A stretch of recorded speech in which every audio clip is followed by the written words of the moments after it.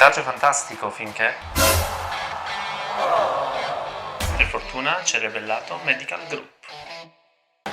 Benvenuto coach Nicola in post partita e do a lei la parola per la sua prima analisi sul derby.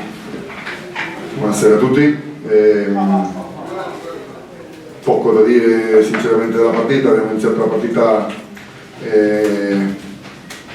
speravamo una Reyer concentratissima e molto preparata, e noi forse abbiamo parato un po' le energie nervose consumate negli ultimi 15-20 giorni, e dovevamo essere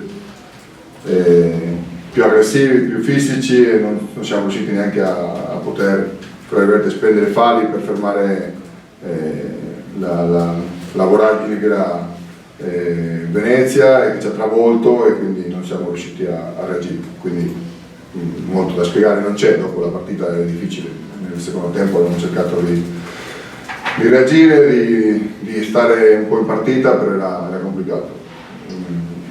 Penso che sia tutto dovuto a questo. Credo che i ragazzi si meritano i complimenti per la stagione. Come ho detto a loro, non si meritavano di finire con una partita così solo per quello che hanno dato durante tutta la stagione. Non ci sono tante cose in più da dire.